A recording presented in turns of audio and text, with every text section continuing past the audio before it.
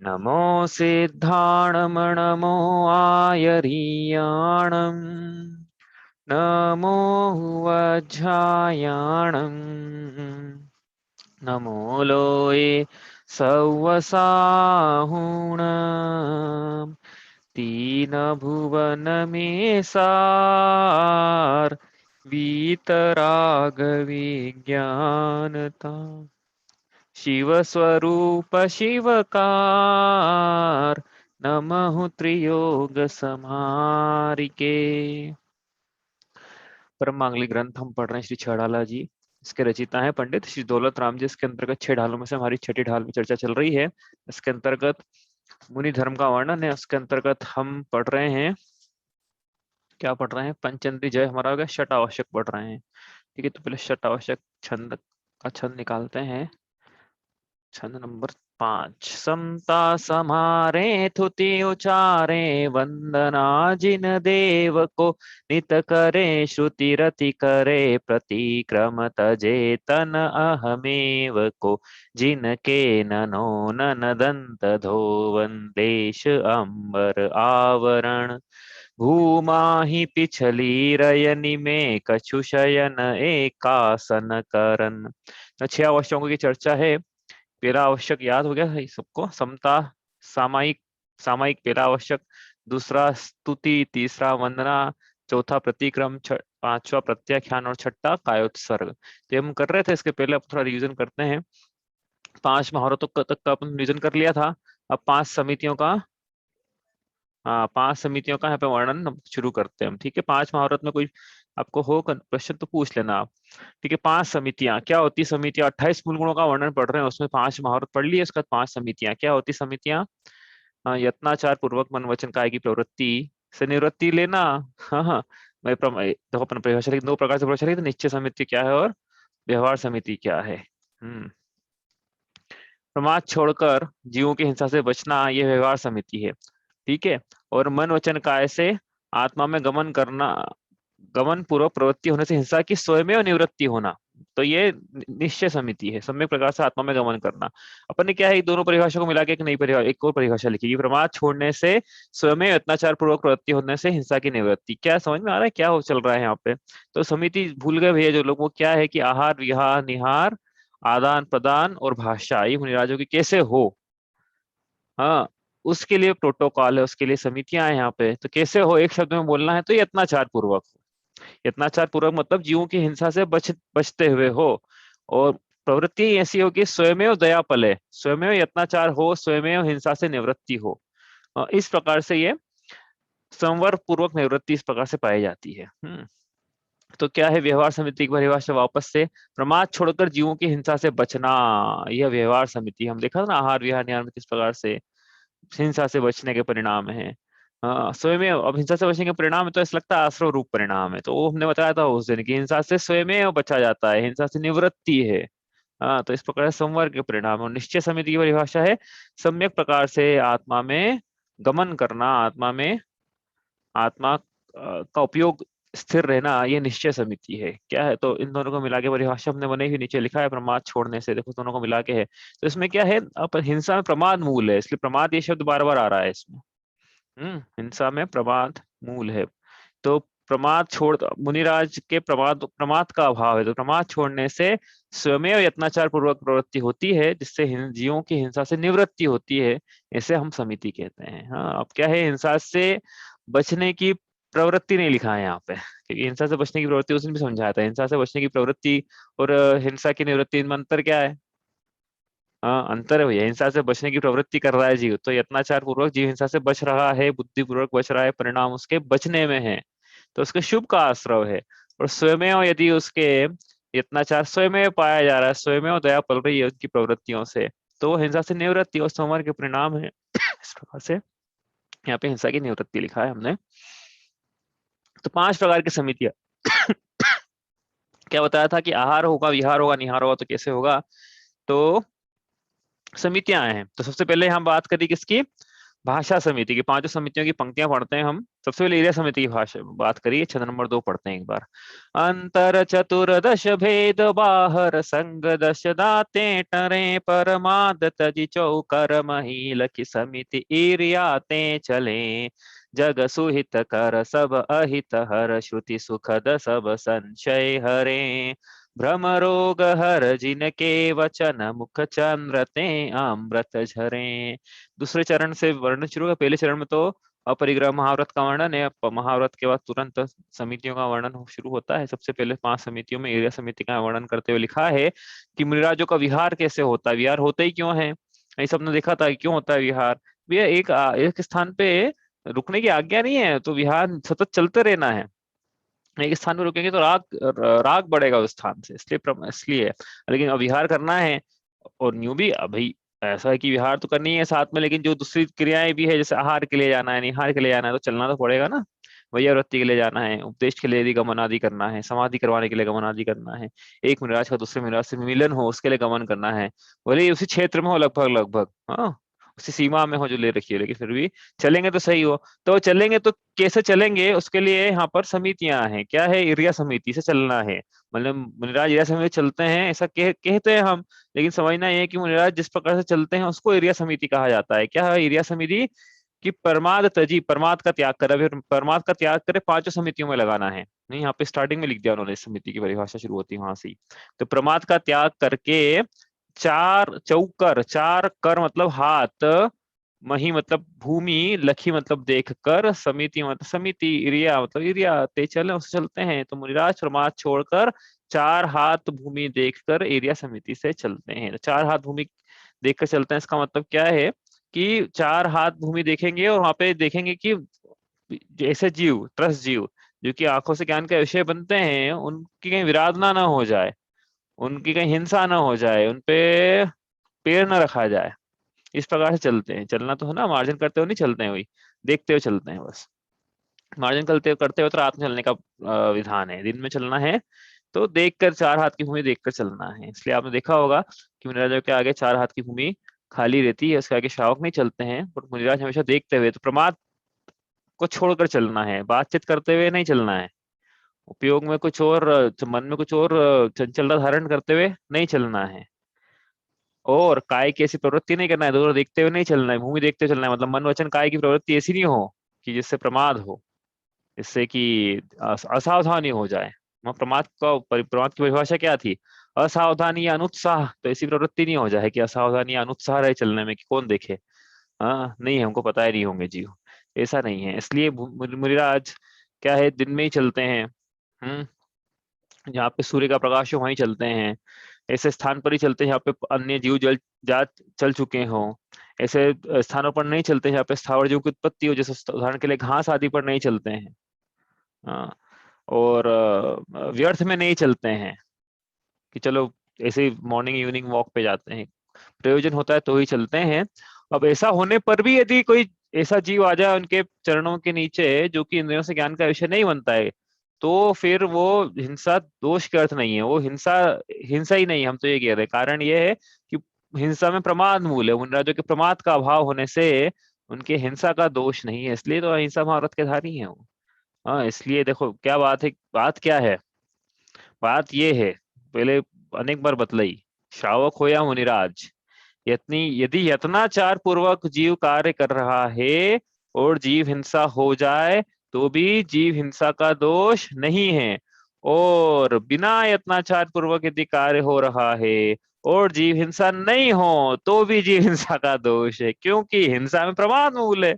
प्रमाद है तो हिंसा है, प्रमाद नहीं तो हिंसा नहीं है। कहने का मतलब ये कितना, इसका मतलब ये नहीं कि प्राणों का प्रमत्त योगात प्राण विपरोपणम हिंसा, ऐसी परिभाषा है ना, तो सिर्फ वहां पे सूत्र जी में ये नहीं लिखा है प्राण विपरोपणम हिंसा, ऐसा नहीं लिखा है, साथ में एक और विशेषण जोड़ा, प्रमत्त योगात, मन वचन काय की ऐसी प्रवृत्ति जो प्रमाद पूर्वक हो, उसके कारण यदि प्राणों का वियोग होता है तो वह हिंसा है। इसलिए मुनिराज के प्रमाद का अभाव होने से हिंसा का अभाव है, इस प्रकार से उनकी क्रिया समिति पाई जाती है। तो हमें भी चलना है, तो हमने उस दिन बताया था कि अपने ऊपर बात करता है तो हम भी व्यर्थ में न चलाएं, ऐसी जगह गाड़ी न चलाएं यहाँ पे कि 4 व्हीलर मतलब उसमें बहुत सारी बातें होती थी कि 4 व्हीलर की जगह 2 व्हीलर का उपयोग, 2 व्हीलर की जगह पैदल जा सकते हो, पैदल का उपयोग करें, पैदल पैदल जाने का उपयोग करें, व्यर्थ में ना इधर उधर भ्रमण करें। भ्रमण करना ही मतलब जाना ही है तो एक ही बार में सारे काम निपटाते हुए आए। ऐसी जगह गाड़ी ना चलाएं जहाँ कच्चा हो, जहाँ घास हो, जहाँ बहुत सारा पानी पड़ा हो, मतलब बीच रोड के बीच बीच में गाड़ी चलाना, क्योंकि इधर उधर जीवों की उत्पत्ति की संभावना ज्यादा रहती है। इस प्रकार से क्या है, दिन में गाड़ी, दिन में जितना आरामकार अधिकतर दिन में हो जाए, रात में ना हो। इस प्रकार से श्रावकों का कर्तव्य है कि वो हिंसा से बचे। हिंसा को जीरो तो नहीं कर सकता है, लेकिन हिंसा को कम तो कर सकता है श्रावक। ठीक है, पैर घिसते हुए नहीं चले। हम्म। चलो आगे चलें। ये हो गई एरिया समिति। प्रश्न हो तो आपको पूछ लेना। 4 हाथ भूमि देखकर ही क्यों चलते हैं? कि भाई 5वें तक तो दिखेगा नहीं, पहले तो प्रयोजन भी नहीं है। और 5वीं 6 हाथ की भूमि देख भी ली, उस समय कोई जीव था नहीं, मान लो वहां तक पहुंचते हुए कोई जीव आ गया तो हाँ, तो 4 हाथ का ही प्रयोजन है। और क्या मैंने उसमें बताया, पीछे से धक्का लगता है या चक्कर खा के गिरते हैं तो ऐसे हाथ का आगे करके गिरेंगे, तो 4 हाथ आगे गिरते हैं, ऐसा मतलब पेड़ की अपेक्षा पेड़ से गिरेंगे तो। कोई बोले कि कम इससे तो 1 हाथ भूमि देख के चलो, तो 1 हाथ भूमि देख के चलते नहीं बनेगा, टकरा जाओगे सामने से, बिल्कुल नीचे करके चलोगे, तो इसलिए 4 हाथ का यहाँ पे लिखा है। हाथ कहाँ से कहाँ तक लेना है? यहाँ से यहाँ तक लेना है भाई, यहाँ से पूरा नहीं लेना है हाथ, हाँ यहाँ से यहाँ तक लेना है। 2 विलस्त का एक हाथ, नाप के देख, 2 विलस्त का एक हाथ होता है ऐसे, 2 विलस्त का एक हाथ। ठीक है, आगे चले यहाँ से। तो ये हुई एरिया समिति। अब इसके बाद है भाषा समिति। तो मुनिराज किस प्रकार के वचन कहते हैं? तो वचन के लिए पहले भी काफी ज्यादा वचनों को लेकर बात हो चुकी है। यहाँ पे सबसे पहले हुई थी बात कहाँ पे? सत्यानुव्रत में। उसके बाद हुई सत्य महाव्रत में। उसके बाद अब बात हो रही है किसकी? भाषा समिति की। तो पहले स्थूल झूठ का त्याग कराया, फिर सत्य महाव्रत में सूक्ष्म झूठ का भी त्याग कराया। अब बोलना है तो किस प्रकार से बोलना है, उसके लिए समिति है कि मुनिराज किस प्रकार के वचन कहते हैं, किस प्रकार के कहते हैं। जिसको जिसमें रस आता है ना, सीधी सी बात है ना, जिसको जिसमें रस आता है उसको उसी की महिमा आती है। जिसको आत्मा का रस आता है उसको आत्मा की ही महिमा आती है। जिसको जिनेंद्र भगवान के प्रति वात्सल्य, उनको जिनेंद्र, तो उनके वचन जो हो जिसमें जिसमें आनंद आता है, उनके वचन में वही बात आएगी। सीधी सी तो बात है ना भाई। आपको व्यक्ति की पहचान करनी है कि ये व्यक्ति कैसा है, इसको काय में रस आता है, तो उसकी बातों से पता पड़ जाता है ना भाई। खाने खाने की 24 घंटे बात चल रही हो तो खाने में रस आ रहा है इसको। घूमने घूमने की बात चल रही घूमने में। हाँ, पहनने की ओढ़ने की बात चल रही पहनने ओढ़ने में। मकान की इंटीरियर की बात चल रही हो तो उसको इसमें रस आ रहा है। बड़ी गाड़ियों की बड़ी गाड़ियां। हाँ, तो जिसको जिसमें रस आता है उसकी बातें करता है वो, उसके बाद सुनना, उसको उसका नॉलेज होता है। तो वैसे मुनिराज है, इसको किसमें आनंद आ रहा है? आत्मा में आनंद आ रहा है, तो इनके मुंह से कल्याणकारी आत्मा की बातें ही निकलती है। ऐसा यहाँ कह रहे हैं आप। सीधी सी तो बात है भाई, इसमें क्या मतलब समझने वाली बात है। तो किस प्रकार की बातें हैं? जग सुहित कर, ऐसी बातें मुनिराज कहते हैं जो जग का अच्छे प्रकार से हित करती है। हाँ, अच्छे प्रकार से मतलब जगत जिसको हित मानता वाली नहीं, कि हमको तुम मुनिराज कोई ऐसी विधि बता दो कि हमारा अधिक अर्थोपार्जन कैसे हो, हमारी शादी कैसे हो, आपके तो इतने चेले चपाटे हैं, हमारा कहीं नौकरी लगवा दो, हमारी कहीं शादी करवा दो, हमारा कोई काम करवा दो। हाँ, ऐसे वचन मुनिराज नहीं बोलते हैं। सम्यक प्रकार से हित, मतलब सम्यक प्रकार से हित क्या है कि सम्यक दर्शन, सम्यक ज्ञान, सम्यक चारित्र का उपदेश देते हैं। सब अहित है, सभी प्रकार का अहित, सभी प्रकार का अहित क्या है कि आश्रव बंध से पीड़ित दुखी है जीव, वो अहित है, तो उसका हित कैसे हो, मतलब संवर्ण निर्जरा का मार्ग, उसका उपदेश देंगे। श्रुति लिखा है ना, श्रुति मतलब जिनवाणी का उपदेश, मतलब भाई वो तो स्वयं ही, हमने कहा ना चलते फिरते जिन आगम है, वो तो उनको जी आगम की क्या जरूरत है, वो तो जो बोलते हैं वो जिन आगम है। वो जो लिखते हैं हमारे सामने जो शास्त्र विराजमान है, मुनिराज की कलम से निकला हुआ है, आचार्य की कलम से निकला हुआ है, वही हमारे लिए जिनवाणी है। अब उन्होंने मन से लिख दिया ऐसा नहीं है, हाँ, वो तो अब तीर्थंकर की धुनी गणधर ने सुनी हुई जो उपदेश परंपरा से प्राप्त हुई, वही परंपरा, वो उसी प्रकार से लिखते हैं वो। सत्य महारत के धारी ना भैया, सत्य कैसे लिखेंगे? उस दिन ही बताया था ये। तो जिनवाणी पर क्या करते हैं? प्रवचन देते हैं। किस पर प्रवचन देते हैं? हम मुनिराज बन जाए तो किस पर प्रवचन देना भैया? हाँ, किस पे देना है? लिखा है ना यहाँ पे। आप बोलो कि भैया वो जो घर में आर्ट ऑफ लिविंग है वो भी तो चढ़ना योग का हिस्सा है, हाँ, लेकिन उसी है वो, बिल्कुल 100 में से 1-2%, 10% ले लेना, लेकिन वही वही बात नहीं है। बात तो फिर जो मूल है, सम्यक दर्शन ज्ञान चारित्राणी, धर्म का मूल, सकल धर्म का मूल यही, चारित्रम खलु धम्मो, तो दर्शन और चारित्र की बात होना चाहिए ना, धर्म तो वो है। सब सुहित कर जग सुहित कर सब अहित हर, तो कैसे होगा ये? धर्म से, धर्म के मार्ग पर चल के होगा, धर्म का उपदेश देते हैं। हाँ, गृहस्थ तो को बोले गृहस्थ धर्म भी तो है, हाँ, तो वो थोड़ा बहुत उपदेश का भी देंगे कि गृहस्थ में रहना है जीव को, तो वो गृहस्थ का उपदेश नहीं है, वो गृहस्थ भी गृहस्थी में रहते हुए धर्म का कैसे पालन कर सकता है, वो उस उपदेश तो उसका देना था, तो उसका उपदेश है वो। बात तो धर्म का ही उपदेश है हर जगह। हाँ, तो हमें उपदेश देना है भाई। हाँ, हमको कोई बुला ले तो सभा में कि आपको, आप तो 4 किताबें ज्यादा पढ़ी है, अब आप हमको उपदेश दो, तो क्या उपदेश दें अपन? धर्म का उपदेश दें कि हम जीव धर्म के मार्ग पे कैसे लगे, उसको आत्मा की बात कैसे सुहावनी लगे, उसको दर्शन समीचीन समीचीन कैसे हो, नहीं है तो चारित्र की कैसे प्राप्ति करे जीव, और हम भी इस प्रकार का उपदेश होता है। सुखद होता है ये उपदेश, क्योंकि धर्म जो सुख का करने वाला है। धर्म की परिभाषा क्या है? यो धरत्युत्तम सुख है, जो वो उत्तम सुख में धरता है वो धर्म है। तो धर्म का उपदेश दे रहे हैं, मतलब सुखकारी उपदेश दे रहे हैं। ताते दुखहारी सुखकार कहे सीख गुरु करुणाधार। गुरु कैसा उपदेश देते हैं, वही आ गया था ना, छठा पहले भी तो आ गया था कि गुरु कैसा उपदेश देते हैं। हाँ, अत्यंत करुणा धारण करके सुख को करने वाला, दुख को हरने वाला उपदेश देते हैं। यही लिखा है, वो पंक्ति रिपीट हो गई। अच्छा, ये आज मैंने रियलाइज की, हाँ, ये पंक्ति भी रिपीट हो गई इसमें। कि उन्हें आज कैसा उपदेश देते हैं, वो रिपीट हो गई ना, देखो, ताते दुख हारी सुखकार, तो कहे सीख, हालांकि वहां प्रसंग अलग था, यहाँ अलग है। तो श्रुति सुखद सब संशय हरे, संशय का हरने वाला है।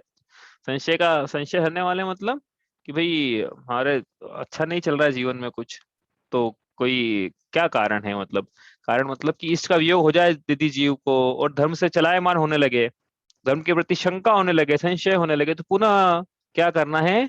छड़ाला की भाषा में क्या करना है जीव का? हाँ, स्थितिकरण करना है। दर्शन चारणा द्वापी चलिताम धर्मवत्सले प्रत्यस्थापनम प्राज्ञ स्थितिकरण मुच्यते। रत्नाकर शावकाचार्य में लिखा है ना ये स्थिति। यहाँ पे क्या आई थी पंक्ति? धर्मी सो गो वच्छ प्रीति सम, नहीं तो वात्सल्य की थी। जिन वच में शंका न धार रोष भव सुख वांछा भाने, मुनि तन मलिन देख घिना तत्व को तत्व पिछाने, निज पर अरु गुण ढाके वा निज धर्म दिपावे। हाँ, रागादिक कामादिक से वृष्टे चिकते निज पर को सुदृढ़ावे, ये स्थिति गण की पंक्ति है ना, कामादिक कर वृष्ट चिकते। मुझे याद है कि भाई आपको भी याद है। मैं मतलब मैं नहीं बता रहा हूँ, मेरे को याद है, बाकी याद होना चाहिए। देखो, अब देखो आपके सामने देखो, अब मेरे को स्थिति गण की पंक्ति है वो पूरी याद, स्टार्टिंग से लेके आपको यदि याद रहेगा ना, तो स्थिति गण क्या होता है वो याद आएगा, तो स्थिति गण क्या होता है वो भूल जाओगे। छड़ा याद रहेगी ना यदि, तो वो सारी चीजें की परिभाषा याद रहेगी।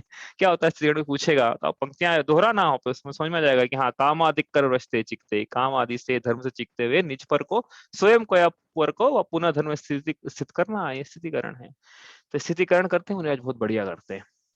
फिर उनके तो मुनिराज की बात क्या करें, पंडित लोग भी आप जाओगे ना, अच्छे से स्थितिकरण करेंगे। इसलिए कहीं हो जीवन में ऐसा हो जाए आकुलता की, धर्म से जीव चलायमान हो जाए कि हमारे साथ तो ऐसा हो रहा है, हमारा अब चित्त स्थिर नहीं है, अच्छे से स्त्रीकरण किया जाता है। उस दिन ही बताया था, तो सभी प्रकार का संशय हटते हैं कि भाई धर्म तो है, क्योंकि क्या है कि संशय ऐसा हो जाता है कि हम तो इतना धर्म धारण करते हैं, फिर हमारे इनमें वैसी प्रतिकूलता क्यों है?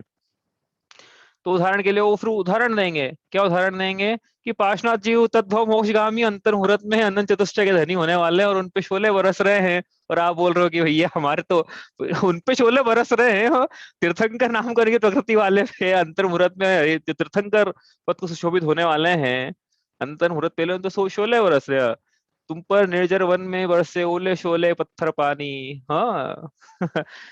तो ये उनपे ऐसे बरस रहे हैं, और तो अपन कौन सी खेत की मूली है? हाँ, तो इसका क्या मतलब है कि कर्म का सिद्धांत है, तो जो बोया है वो काटना पड़ेगा। हाँ, जो बोया है वो काटना पड़ेगा। और हम तो ये भी कहते हैं भैया, हाँ, हम मतलब अपन, मैं तो ये भी कहता हूँ कि इस जन्म में पाप का उदय आ रहा है, मतलब अगला भव सुधरने वाला है। सीधी सी बात है ना, इस भाव में जीव पाप को भोग रहा है, मतलब अगला भव उसको सुधरने वाला है। क्यों? क्योंकि सारे पाप ही भोग लेगा ना, अब स्वर्ग में जाके थोड़ी ना पाप भोगने वाला हो, तो पुण्य भोगेगा। तो अगला भव, मतलब क्या देव आदि गति की प्राप्ति होने वाली है उसको। जैसे मार्शनाथ भगवान पे इतने उपसर्ग आया है, तो उनके पाप कटे वास्तव में। पाप बांध के रखे थे ना, वो लेके थोड़ी जा सकते कोई सिद्ध शिला पे पाप को। या तीर्थंकर अवस्था में थोड़ी, फिर तो वो सब पाप काटने पड़े पहले उनको, तो कट गए वो उनके। तो इस प्रकार से तो इस प्रकार का उपदेश है, तो मेरे को तो ये बताना था, यदि कोई इस प्रकार से हो तो संशय को हरने वाले कि आत्मा है कि नहीं है। हाँ, सुख का मार्ग क्या है, कल्याण, आत्मा का कल्याण कैसे हो, वीतरागता की प्राप्ति, सरागता में सुख क्यों लग रहा है, यदि वीतरागता सुख रूप है, तो ये पद ने प्रसंग प्रसूल कर लिया था ना। कि भाई कब लिया था, कल परसों की बात है, कि यदि वीतरागता सुखकारी है तो राग में सुख क्यों, राग को दुख रूप लगना चाहिए फिर। हाँ, तो ये संशय हो तो हरते हैं वो। और क्या लिखा, भ्रम रोग हर, कौन सा भ्रम, मिथ्यात्व का भ्रम। हाँ, संशय विभ्रम मोह त्याग आपो लख लीजे। तो क्या भ्रम है जीव को, क्या भ्रम है जीव को, वापस से अब सुन लेना भैया, क्या भ्रम है जीव को। मैं शरीर हूँ, शरीर की उत्पत्ति मेरी उत्पत्ति है, रागादि भावों से सुख की प्राप्ति होती है, ये जो मुझे धन संपत्ति मिली है ये मेरे पुरुषार्थ का फल है, और मुनिराजों की अवस्था तो अत्यंत कष्टकारी है, इच्छाओं की उत्पत्ति वृद्धि पूर्ति अच्छी है, और इंद्रियों का सुख ही परम सुख है। इस प्रकार का भ्रम रहता है जीव को। सात तत्व में विपरीत श्रद्धान, 7 लाइनें बोली जो, ये इस प्रकार का भ्रम रहता है। तो वो भ्रम को हरने वाले वचन जिनके होते हैं, जिनके वचन से ही सदगुरु देह सुहाए, जिनके वचन से ही क्या होता है, जीव को सम्यक दर्शन की प्राप्ति हो जाए। इस प्रकार के वचन कहा था हमने, सम्यक दर्शन की प्राप्ति में मनुष्यों और तिर्यंचों को धर्म देशना से, धर्म श्रवण से सम्यक दर्शन की प्राप्ति। हाँ, और धर्म श्रवण भी कहीं हमने पढ़ा, रामजी भाई डोसी जी टीका में पढ़ा है शायद, तत्व सूत्र की, कि ये जो, या कहीं और पढ़ा, ध्यान नहीं आ रहा मुझे, कि ये जो लिखा है ना धर्म श्रवण, तो ये यदि सम्यक दृष्टि धर्म का उपदेश दे तो उस सम्यक दृष्टि से धर्म श्रवण करके सम्यक दर्शन की प्राप्ति है। हाँ, तो मुनिदास तो सम्यक दृष्टि, सम्यक चारित्र के धारी हैं, रत्नत्रय के धारी हैं, तो उनका, उनसे उपदेश सुने और जीव को सम्यक दर्शन की प्राप्ति हो। इस प्रकार से कितने उपकारी हैं। और मुख चंद्र ते अमृत झरे, तो उपमा अलंकार से यहाँ विवेचना की, मुनिराजों की मुख को चंद्रमा की उपमा दी है, और मुनिराजों की वाणी को अमृत की उपमा दी है ही ना भाई, जिनागम तो अमृत ही है। और इसलिए उनका, और लोक में ऐसी कहावत प्रचलित है कि चंद्रमा से अमृत झरता है शरद पूनम के दिन, वो कहावत ही है, वो ये कोई रखने में चले ना, नारियल और क्या क्या रखते हैं ना, बनाना और दूध और खीर वगैरह। वो कोई कोई कोई हुआ क्या ऐसा, कोई अमर हो गया क्या वो पी के? तो ऐसे तो वो उसको जोड़ा है यहाँ से, कि इस प्रकार से उनके मुख से अमृत झरता है। तो क्या है, भाषा समिति, भाषा समिति पढ़ रहे हैं। मुनिराज जग का हित करने वाला, सब हित करने, हित हरने वाले, जिनवाणी के सुखद संशय को हरने वाले ऐसे वचन बोलते हैं जिससे संसारी देहधारी प्राणियों का जन्म जन्मांतर में उपजा हुआ पाप कर्म क्षण भरता भर में शीघ्रता से विनाश को प्राप्त हो जाता है, और ऐसा लगता है जैसे कि उनके चंद्रमा समान मुखमंडल से अमृत झर रहा है। इस प्रकार से हम जिनवाणी के मीठे वचन कहते हैं। ठीक है, इस प्रकार की भाषा समिति होती है। तो अब ये भाषा समिति में भी ध्यान रखना है कि ऐसे वचन नहीं कहना है कि जिनवाणी के वचन है ना, तो फिर ऐसे वचन उनको योग्य सभा में योग्य शिष्य के सामने ऐसे वचन कहना है। उस दिन भी बताया था कि जब तीर्थंकर की ध्वनि बिना घणधर के नहीं हिरी, तो इसका मतलब फिर क्या है कि योग्य शिष्य होगा, योग्य सभा होगी, तो फिर वो उपदेश देते हैं अत्यंत करुणा करके। नहीं तो अपने आत्मा के आनंद में लीन है भाई, योग्य पात्र योग्य शिष्य मिलेगा तो अवश्य उपदेश देंगे। और कोई कंपल्शन नहीं है उनको उपदेश देना, प्रवचन देना। हमने बताया था ना कि अपन ने जब गुप्ती की बात की थी, जरूरी थोड़ी कि उपदेश देंगे तो मूल गुण नहीं देंगे तो भाषा समिति भंग हो जाएगी भाई। बेस्ट तो मौन रहो आप, नहीं है उपदेश की कोई कंपल्शन नहीं है। अच्छा तो ये कि मौन रहे, लेकिन हाँ अत्यंत करुणा आ रही है जीव को देखकर तो उपदेश भी दिया जा सकता है। और करुणा आ रही तो लिखा भी जा सकता है, नहीं लिखा होता तो हमको प्राप्त कैसे होते उपदेश। हाँ, इस प्रकार से तभी तो कहा कहे सीख गुरु करुणा आधार, ऐसा लिखा था ना। इस प्रकार से भाषा समिति होती है, मतलब इससे वचन नहीं कहते हैं जिससे कि जो राष्ट्र विरोधी हो, या जो कि जिससे विध्वंस फैल जाए, जिससे कि निंदा हो समाज की, या विसंवाद हो जाए, इस प्रकार के वचन नहीं कहे जाते हैं। हाँ, अब बोले सत्य तो मौन रखा जाए, इसका मतलब ये नहीं कि अनुमोदना किए हम घृत मिथ्यात की अनुमोदना करते, ऐसा नहीं है, हिंसा की अनुमोदना करते, ऐसा भी नहीं है। मौन रहा जाए फिर। हाँ, इस प्रकार से भाषा समिति है। आगे चलते हैं यहाँ से। 46 दोष बिना सुकुल श्रावक तने, घर अशन कोले तप बढ़ावन हेतु नाही, तन पोषते तजि रसन को, शुचि ज्ञान संयम उपक लखी के गहे लखी के धरे, निर्जंतु थान विलोकितन मल मूत्र श्लेषम परिहरे। तो 2 समितियां पिछले चरणों में हो गई, बची हुई 3 समितियों का वर्णन यहाँ छंद नंबर 3 में है। 2 समितियां कौन सी हो गई है, एरिया समिति और भाषा समिति। कौन से तीन बचे इसका वर्णन है यहाँ पे? एषणा समिति, आदान निक्षेपण समिति और प्रतिष्ठापन समिति। इस प्रकार 5 समितियां। हाँ, उत्सर्ग समिति इसको बोलते हैं, प्रतिष्ठापन को, या व्युत्सर्ग भी बोलते हैं। तो क्या एरिया समिति मतलब विहार होगा तो कैसे, भाषा समिति मतलब भाषा होगी तो कैसे, अब आहार भी होगा मुनिराज का? ऐसा तो है नहीं कोई रिद्धिधारी, हाँ, कि इनके आहार ही नहीं हो, या ऐसा तो है नहीं कि मुनिराजों को आहार की कोई, तो ये आहार तो होगा मुनिराज का, शरीर चलाना है ना। कोई ऐसा मत सोचना कि भैया शरीर से राग छोड़ दिया तो आहार क्यों कर रहे हैं। उनको अपने तप से भी तो अनुराग है ना। हाँ, अभी आप जो बोल रहे हो एक से राग है, तो हम तो कह रहे हैं तप से भी राग है, अपने अपने अपनी मुनि इच्छा से भी राग है, अपने संयम से भी तो राग है फिर। तो उसको भी तो चलाना है फिर। यदि ये शरीर छूट जाएगा तो संयम से च्युत हो जाएंगे, गुण स्थान गिर जाएगा। तो कैसे चलाएं शरीर? तो भी इसके लिए आहार होगा। तीर्थंकर तो हुए नहीं अभी, तीर्थंकर एक अवलाहार नहीं होता है, इनके तो होगा ना कवलाहार।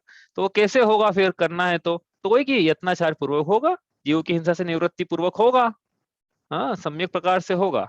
तो क्या है प्रकार? तो यहाँ लिखा है आहार की, उनको आहारचर्या उनकी कैसी होती है? तो 46 दोष बिना मुनिराज 46 दोष टाल कर।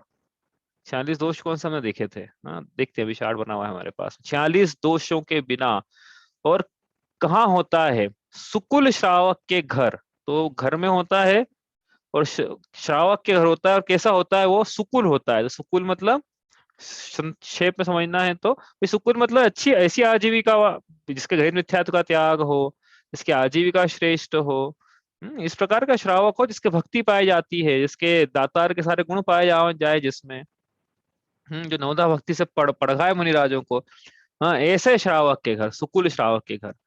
और श्रावक लिखा है यहाँ पे, इसका मतलब क्या है? कौन सा श्रावक लेना है यहाँ पे? नैष्ठिक लेना है कि पाक्षिक लेना है? पाक्षिक लेना है जिसने, जो अविरत सम्यक दृष्टि है, या नैष्ठिक लेना है जो कि प्रतिमाधारी है? बताओ कौन सा श्रावक? तो 3 प्रकार के श्रावक के 3 भेद पढ़ते थे तो अपन ने चौथी ढाल में पढ़े थे, जब वो चारित्र का वर्णन शुरू करने वाले थे ना, प्रतिमाओं का वर्णन, उसके पहले 3 प्रकार के श्रावक होते हैं। पाक्षिक श्रावक, जिसको सम्यक दर्शन का पक्ष मात्र है, जिसने व्रत अंगीकार नहीं किए।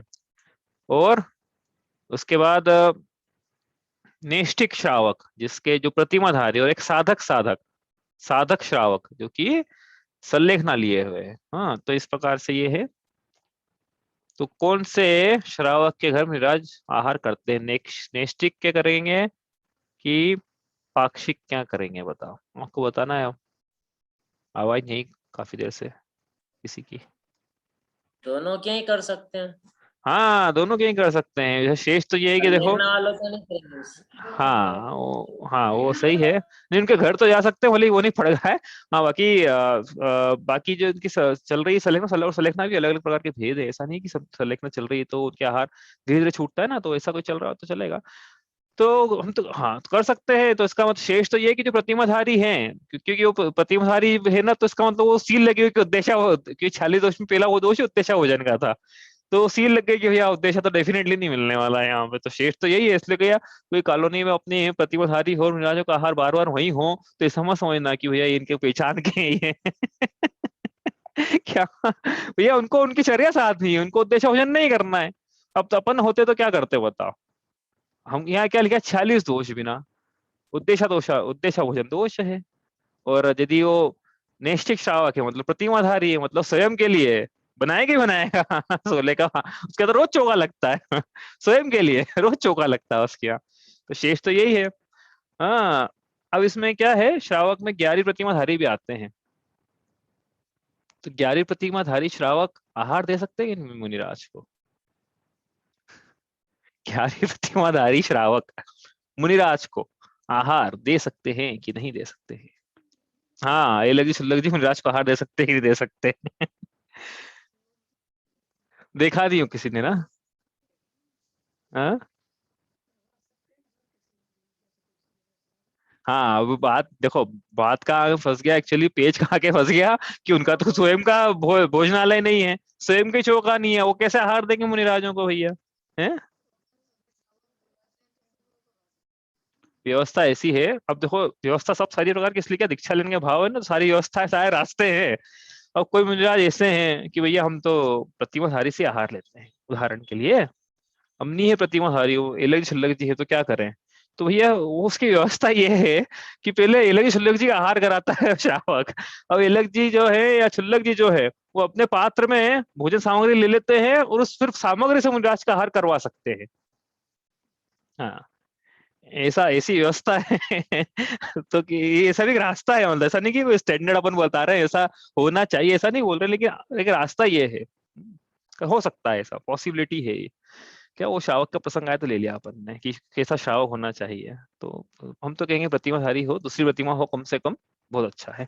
तो ऐसे श्रावक के घर, और उस दिन बताया था कि भैया अंतरजातीय विवाह नहीं हुआ किसी के यहाँ, उनके यहाँ किसी के यहाँ, ऐसा श्रावक होना चाहिए। हाँ, तो फिर तो कुल की परंपरा कहाँ रही फिर, अच्छे कुल की परंपरा जो नहीं आई है, उसको पता ही नहीं कि कैसे क्या होता है नवोदा भक्ति। कुल परंपरा से सीख नहीं मिली ना उसको, भाई संस्कार नहीं मिले ऐसे, तो उसके लिए फिर क्या है, वो तो संघ में आके पूछना पड़ेगा कि भाई संघ में क्या व्यवस्था है। टाइम हो रहा है अपना, चलो आगे चलते हैं। तो श्रावक तने घर अशन को, अशन को चलते हैं, मतलब एक बार आहार करने के लिए चल जाते हैं। और एक बार भी पंक्ति आगे आएगी, एक बार दिन में ले आहार अपन ने करी थी, तो आगे आएगा ये प्रसंग। और तो क्यों करते हैं, तो हमने बताया अभी संयम की साधना के लिए कि भैया हमको शरीर भी चलाना है, तो तप के बढ़ाने के लिए करते हैं आहार। क्योंकि तप जो है, जिस प्रकार से एक ट्रक है रत्नों को ढो रहा है, तो उस ट्रक का भी हमको देख रेख करना पड़ेगी ना, कि ट्रक का तो, ट्रक की क्या वैल्यू, रत्नों से भरा हुआ ट्रक है, हाँ, तो रत्न के आगे ट्रक की वैल्यू नहीं है कुछ। लेकिन फिर भी ट्रक का भी करना पड़ेगा अपने को थोड़ी, जब तक कि वो गंतव्य तक नहीं पहुंचे रत्न, तब तक। उसी प्रकार ये रत्नत्रय रूपी आत्मा को शरीर ढो रहा है, तो जब तक मुक्ति पूर्व तक नहीं, मुक्ति धाम तक नहीं, हाँ, मुक्तिपुर तक सिद्धशिला तक नहीं पहुंचे तब तक के लिए तो शरीर का क्या फ्यूल पानी सब करना पड़ेगा। ठीक है, तो लेकिन जब करते हैं तो वो रसना इंद्रिय के पोषण के लिए नहीं करते हैं, या शरीर को ऐसा बहुत ज्यादा बलवान करने के लिए, हष्ट पुष्ट, कि चलो हम तो अच्छे दिखें, इस प्रकार के उनके कोई भाव नहीं कि हम अच्छे दिखने लगे, हष्ट पुष्ट दिखने लगे, गोरे हो जाएं ज्यादा कुछ ऐसा खा के, इस प्रकार के भाव नहीं होते हैं। इसलिए इस प्रकार से उनकी क्या पाई जाती है, एषणा समिति। 46 दोष का प्रसंग अपना समय नहीं, आगे कर लेते हैं, समय मिलेगा तो करेंगे। हम 46 दोष देखे थे हमने, कौन कौन से देखे थे, विशेषकर तो ये थे कि 4 कैटेगरी थी उसमें, है ना। एक तो ये थी कि हम जो 16 प्रकार के दोष, तो जो दाता रहे उसके कारण लग रहे हैं। 16 प्रकार के दोष मुनिराज इस ढंग से उकसा के आहार करवा रहे हैं कि हम उनका आहार ठीक से हो जाए, मतलब शावकों को इस प्रकार के प्रवचन दे रहे हैं या कुछ ऐसा दिखा रहे हैं कि जिस कारण उनका आहार ठीक से हो जाए, तो वो उस प्रकार के दोष है। ठीक है, बाकी 10 ऐष्णा संबंधी जो दोष है, 4 अन्य मिसलिनियस दोष हमने किए थे उस दिन, पढ़ लेना आप, रिकॉर्डिंग देख लेना, उसको अच्छे से समझ में आ जाएगा। वो बड़ा प्रसंग है, आज हो नहीं पाएगा।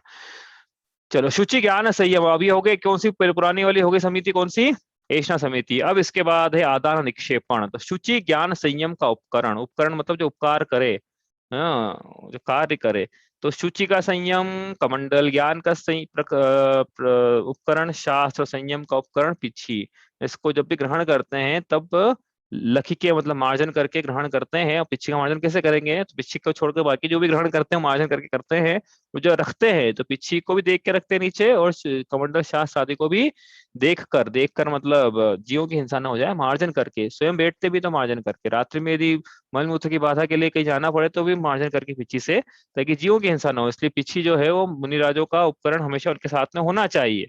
उसके बिना मुनिराज चलते नहीं है, पिछी को भूल कर मुनिराज चलते नहीं है, बिना पिछी के नहीं चलते हैं। बिना कमंडल के एक बार चलने कोई दोष नहीं है। ये उपकरण है, परिग्रह नहीं है, क्योंकि यह स्वयं के शरीर के पोषण के लिए, अन्य के शरीर के पोषण के लिए नहीं है।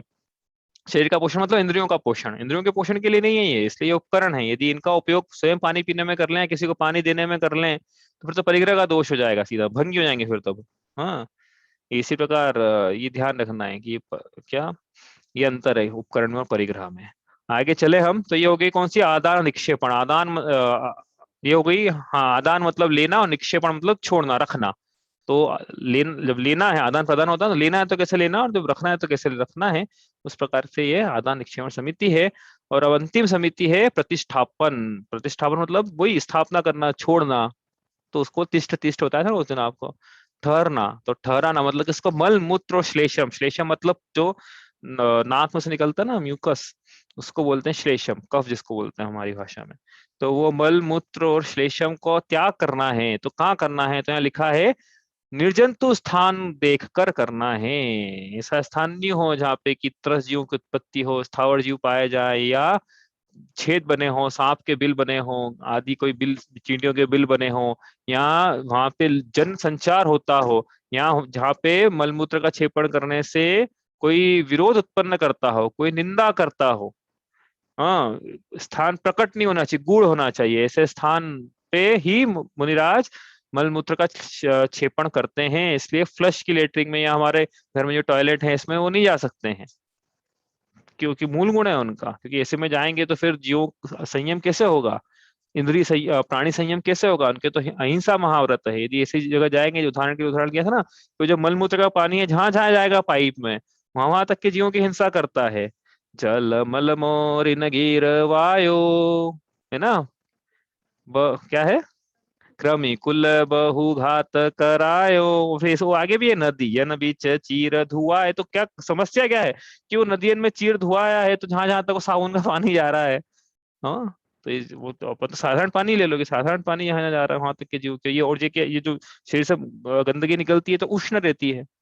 उष्ण है ना, ये मूत्र निकला तो वो उष्ण रहेगा, जल मल भी निकला तो वो उष्ण रहता है। जहाँ भी जाएगा वहां तक के फिर वो जीवों की हिंसा करेगा। इसलिए इसलिए ध्यान रखना है इसको। मैं तो प्रतिमाधारियों के लिए बोला हुआ है यहाँ तो, प्रतिमाधारा कोई त्रस्त जीवों की संकल्प पूर्वक हिंसा का त्याग है, तो यदि बच सकता है तो बचे। कहने का मतलब ये प्रतिमाधारियों के लिए बोल दिया है, तो मुनिराजों के लिए तो आप एप्लीकेबल मानना ही है इसको। तो इसका नाम है क्या? प्रतिष्ठापन समिति। क्या है प्रतिष्ठापन समिति? की निहार करना है, मतलब मलमूत्र का क्षेपण करना है तो कैसे करें? तीर्थंकरों के निहार नहीं होता है, कोई रिद्धिधारी हो तो उनके भी नहीं होता है। इसलिए तीर्थंकरों के पिच्छी कमंडल की भी जरूरत नहीं है, संयम भी उनके ऐसे स्वयं में पलता है, पिच्छी की जरूरत नहीं है, शुद्धि की उनको जरूरत नहीं है, क्योंकि उनके निहार नहीं होता है। तो उनके इसलिए तीर्थंकरों के पिच्छी कमंडल नहीं होता। आप बोले पंच कल्याणक में तो वो रखते हैं, लेकिन तो वो रखते हैं बताने के लिए मुनिराजों की परंपरा ऐसी पिच्छी कमंडल वाली हुई है हो, उसका कोई विरोध नहीं। तो आप बोले अरे आचार्य को नहीं आता है, तो इनके तो वास्तव होते नहीं पिच्छी कमंडल, और बता रखे हैं। तो पंच कल्याणक अलग प्रकार का सोचता जी ऐसी बताता जो होती नहीं है ठीक है, लेकिन वो प्रयोजन अलग रहता है बताने का। ठीक है, तो इस प्रकार से ये हो गई पांचवी समिति। क्या नाम है इसका? प्रतिष्ठापन समिति। अब इसमें हमने देखो ये 46 दोष का चार्ट बनाया था। इसमें कर रहा था, पहले ही दोष था उद्देश्य भोजन का। उसके बाद से मुनिराज आए तो क्या है, वो आए तो भोजन सामग्री बढ़ा देना, या सचित्त मचित्त मिला देना, या क्षुल्लकों के लिए मिला देना, या भोजन यहाँ बन रहा हो कहीं और ले जाना, या पहले किसी को दूसरे को आहार कराना कुदेवता को, उसके बाद या एक के बदले दूसरे का समय समय आगे पीछे करवा के आहार करवाना, या उनके आने के बाद बर्तन चमकाना, या फिर कोई अन्य वस्तु देखकर दूसरी वस्तु लेकर आना। इस प्रकार के दोष है इसमें। एक धान देकर गेहूं लेके आना, ये मुनिराज आ जाए उसके बाद कोई वस्तु पैकेट खोलना, या कोई सीढ़ी चढ़ के हार देना, इस प्रकार के दोष है सब ये। इस प्रकार से अपन ने 16 उत्पादन दोष भी पढ़े थे। तो इसमें पर सेंट्रल आइडिया वो सब में यही है कि मुनिराज ऐसा उपदेश दें कि मुझे आहार करवाओ, इनडायरेक्टली या डायरेक्टली ऐसा इंटेंशन से उपदेश दें, तो उनके लिए वो दोष है वो। और ऐसा नाम का दोष कि भाई शंकित नक्षित इस प्रकार का जो आहार है, हाँ, जिसके मतलब ऐसा हो जाए उसके बाद भी आहार करते रहना कि भाई ये मेरे लिए योग्य है कि नहीं, सोले का है कि नहीं, उदाहरण के लिए, ये शंकित नाम का दोष है। इसी प्रकार 4 शेष अन्य दोष हमने पढ़े थे। अति आसक्ति से आहार करना, उदाहरण के लिए प्रमाण से ज्यादा आहार करना। हाँ, ये इस प्रकार से हमने एष्णा समिति के दोष यहाँ पढ़े शॉर्ट में। अब विस्तार से अलग से रिकॉर्डिंग सुन लेना। इस प्रकार से ये समितियां हुई है। अब कल अपन प्रकरण लेंगे आगे का, हमारा जो चल रहा है उसका। ठीक है, अभी इतना ही करते हैं। अरिहंत सिद्ध सूरी उपाध्याय साधु सभी अर्थ के प्रकाशी मांगलिक उपकारी हैं। तीन को स्वरूप जानी राग ते भई जो भक्ति, काय को नमाए स्तुति उच्चारी है। धन्य धन्य तुम ही से काज सब आज भय, कर जोड़ बार बार वंदना हमारी है। मंगल कल्याण सुख ऐसो हम चाहत हैं, हो मेरी ऐसी दशा जैसी तुम धारी है। जावाणी के ज्ञान ते सूझे लोकालोक, सोवाणी मस्तक नमो सदा देता हूँ धोख।